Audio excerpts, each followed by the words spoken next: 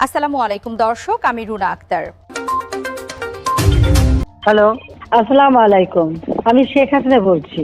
এটি গণভবনের সেই রহস্যময় লাল টেলিফোন, যে ফোন দিয়ে চালানো হয়েছে গেল ১৬ বছরের শাসন, আস্ত গুম খুনের নির্দেশ।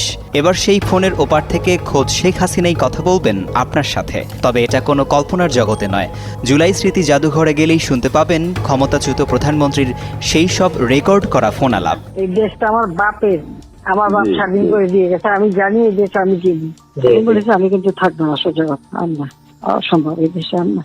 শুধু লাল ফোনই নয়, এখানে সংরক্ষিত আছে ১৬ বছরের দুঃশাসনের প্রতিটি ক্ষত, শহীদদের পরিধেয় পোশাক, শেষ চিঠি আর গুম হওয়া পরিবারগুলোর কান্নার সাক্ষী আয়নাঘর। এমনকি শেখ হাসিনা যে পথ দিয়ে পালিয়েছিলেন সেই স্থানটিও সংরক্ষণ করা হয়েছে ইতিহাসের এক কলঙ্কময় অধ্যায় হিসেবে।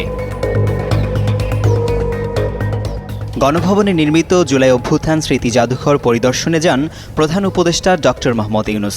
তার সাথে ছিলেন বিএনপির স্থায়ী কমিটির সদস্য সালাউদ্দিন আহমেদ ও জামায়াতে ইসলামীর আমির ডাক্তার শফিকুর রহমান সহ দেশের শীর্ষ নেতারা। সেখানে অন্যতম আকর্ষণ হিসেবে রাখা হয়েছে একটি রেড টেলিফোন।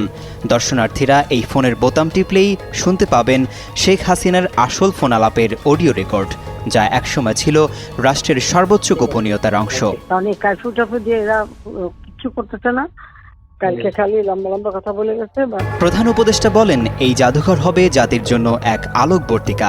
জাতি যদি কখনো দিশেহারা হয়ে পড়ে, তবে এটি তাকে সঠিক পথ দেখাবে। সেই নৃশংসতা যেন আর কখনো ফিরে না আসে, সেই শিক্ষাই দেবে জুলাই স্মৃতি জাদুঘর। নির্বাচনের আগেই সাধারণ মানুষের জন্য খুলে দেওয়া হবে ১৬ বছরের ইতিহাস সম্মিলিত এই জাদুঘর। দর্শক, এই ছিল এখনকার বিশেষ বিশেষ খবর। আরো নিত্য নতুন খবর পেতে চ্যানেলটি সাবস্ক্রাইব করুন, লাইক, কমেন্ট ও শেয়ার করতে ভুলবেন না। ধন্যবাদ সবাই।